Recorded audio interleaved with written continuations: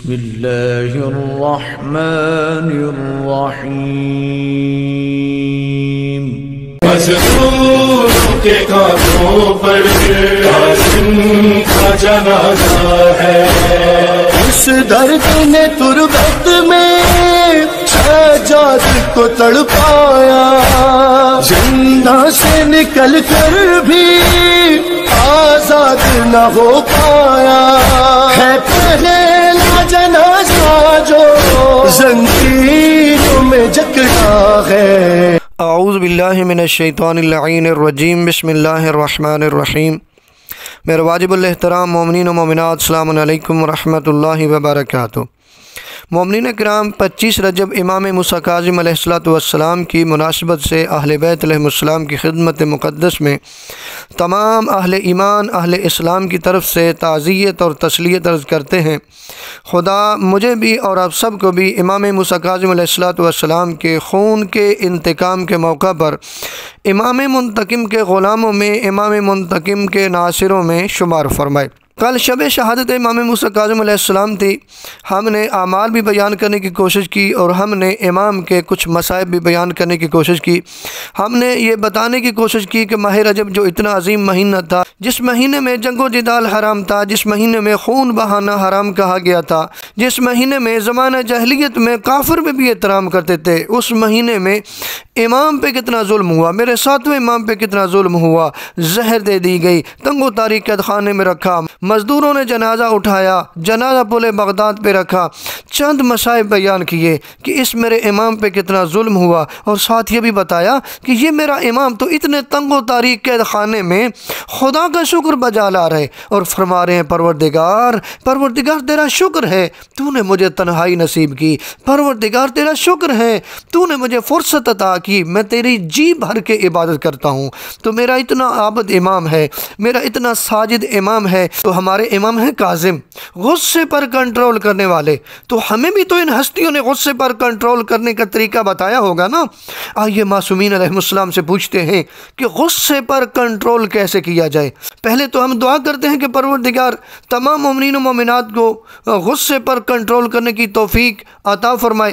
دعا ہے کہ پروردگار غصہ شیطانی پر، اپنے نفس پر ہم سب کو کنٹرول کرنے کی توفیق عطا فرمائے۔ روایت میں ملتا ہے کہ نبی اعظم صلی اللہ علیہ وآلہ وسلم مولا امیر علیہ السلام کو فرماتے ہیں، یا علی، پہلی بات تو یہ کہ آپ کو چاہیے غصہ نہ کریں، اگر کھڑے ہیں تو بیٹھ جائیں، اگر بیٹھے ہیں تو لیٹ جائیں، اور اگر کسی عزیز رشتہ دار سے متعلق غصہ آ رہا ہو نا، تو اگر اس سے ہاتھ ملانا اور گلے ملنا ممکن ہو تو اسے گلے ملیے، ہاتھ ملائیے، فاصلے ختم ہوں گے تو غصہ ختم ہو جائے گا۔ معصوم فرماتے ہیں غصہ شیطان کی طرف سے، شیطان آگ سے بنائے اور آگ پانی سے بجھ جاتی ہے، تو اگر غصہ انسان کو آئے نا تو وضو کر لے۔ کیا کمال طریقہ بتایا، اب ذرا غور کیجئے گا۔ فرمایا غصہ آئے تو وضو کر لے، اور آپ کو اندازہ ہے کہ وضو میں پہلے آپ ہاتھ کلائیوں تک اکثر دھوتے ہیں نا، پھر غصے میں منہ استعمال ہوتا ہے، آپ کچھ کڑوا بول دیتے ہیں، کچھ جملے ایسے بول دیتے ہیں، کچھ نازیبا جملے بول دیتے ہیں، کچھ غلط بول دیتے ہیں، کسی کی بے عزتی ہو جاتی ہے، غصے میں کسی کی توہین ہو جاتی ہے، تو منہ استعمال ہوتا ہے غصے میں کلی کرنا، ٹھنڈا کرنے کے لیے۔ پہلے ہاتھ استعمال ہوتے ہیں، ہاتھ دھو لیں، ہاتھ دھونے ہوتے ہیں کلائیوں تک، غصہ ٹھنڈا ہوگا۔ پھر استعمال ہوتا ہے منہ، تو کولی کرنا، ٹھنڈا کرنے کے لیے۔ تو غصے میں اکثر ناک کے نتنے پھول جاتے ہیں، ناک میں پانی ڈالیے۔ غصے میں اکثر انسان کبھی کیا کہتا ہے، میں آپ سے ابھی پوچھ لیتا ہوں یا پوچھ لوں گا، تو استعمال کرتا کیا ہے کہ ایسے ٹھوڑی پہ ہاتھ پھیرتا ہے، میں ابھی آپ سے پوچھ لیتا ہوں یا پوچھ لوں گا۔ تو وضو میں کیا ہے، انسان کا چہرہ پیشانی کے مقام سے لے کے بال اگنے کی جگہ سے لے کے ٹھوڑی تک، عام طور پر انسان اسی طریقے سے انسان ٹھوڑی پہ ہاتھ پھیرتے ہیں نا، بدلہ لینے کے لیے غصے میں۔ جب آپ وضو کریں گے تو آپ ہاتھ پھیریں گے چہرے پر پانی پہنچانے کے لیے۔ جب غصہ آگے بڑھ جائے تو انسان اپنی آستینیں پلٹتا ہے، اور وضو میں کیا کرتے ہیں، اور عام طور پر لڑائی میں جو استعمال ہوتے ہیں وہ کونیوں تک ہاتھ استعمال ہوتے ہیں، ان کو جب آپ دھوئیں گے تو ان کا ٹمپریچر کم ہو جائے گا۔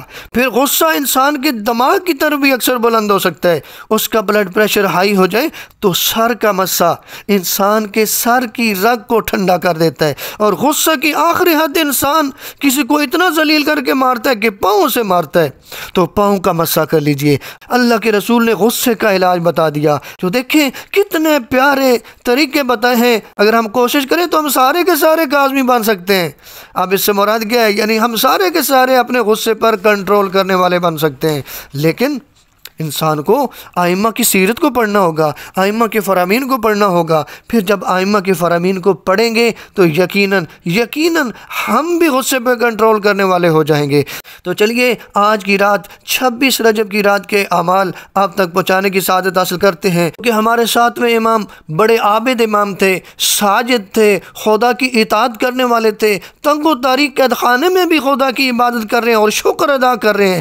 تو آئیے آج کی رات خدا کی عبادت کریں، آج کی رات کے اعمال کریں اور باب الحوائج کے صدقے میں خدا کی حضور دعا کریں، باب الحوائج کو وسیلہ بنائیں۔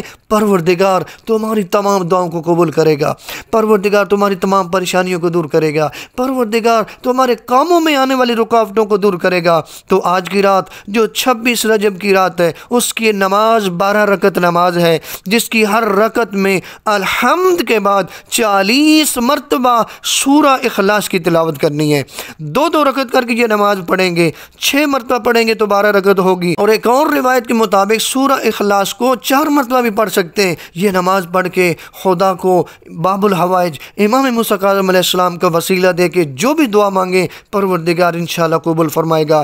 نبی اعظم صلی اللہ علیہ وآلہ وسلم فرماتے ہیں جو شخص ماہ رجب کے 26 روزے رکھتا ہے، جو شخص 26 روزے رکھے گا اس کو اجر کیا ملے گا؟ نبی فرماتے ہیں اللہ تعالیٰ اس کے لیے عرش کے سائے میں در اور یاقوت کے 100 محل بنائے گا، ہر محل کے سامنے بہشتی حریر کا سرخ خیمہ ہوگا۔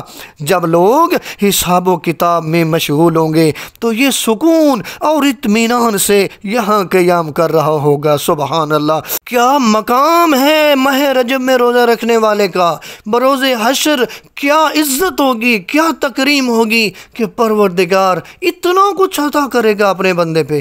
لیکن بندہ کوشش تو کرے اپنے خدا کو راضی کرنے کی، اپنے خدا کو راضی کرنے کی کوشش تو کرے، خداوند متعال کی اطاعت تو کرنے کی کوشش کرے۔ دیکھیں خدا کتنے انعامات سے نوازتا ہے۔ پر